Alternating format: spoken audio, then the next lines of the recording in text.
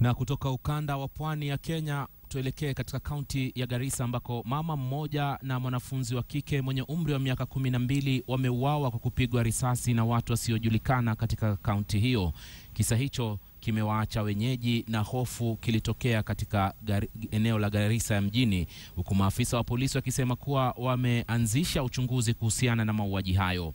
Hamza Yusuf na maelezo zaidi kutoka mjini Garissa. Ni kisa kipya cha mauaji kilichotokea mjini Garissa, huku walengwa wa mauaji haya akiwa ni wanawake waliokumbana na mauti yao baada ya kupigwa risasi na watu wasiojulikana.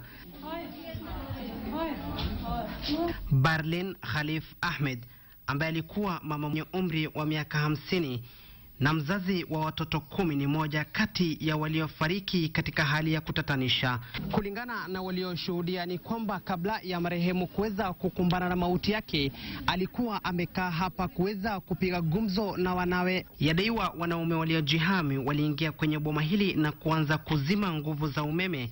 Kilichofuatia, walimuuliza marehemu maswali yakiwemo jina lake na lile la mmewe, huku akipigwa risasi mara tu alipokiri jina lake. Mama huyu tuliyabana jina lake kwa sababu ya kiusalama, naye anaomboleza kifo cha mwanawe mwenye umri wa miaka 12 aliyeuawa kwenye purukushani hii. Alifariki nikimtazama tu, mwenye angenisaidia pia alikuwa maiti tayari, sielewi masaibu haya. Nusura naye auawe, lakini alijitetea kwamba ana mtoto mchanga. Kamishna wa kaunti ya Garissa Rashid Kator amedhibitisha kitendo hicho cha kinyama, akisema kuwa wanawasaka wahusika wa mauaji hayo. Haya tunasema ni mauaji mapya kwa sababu hatujakuwa na visa ambavyo wanawake wanauawa.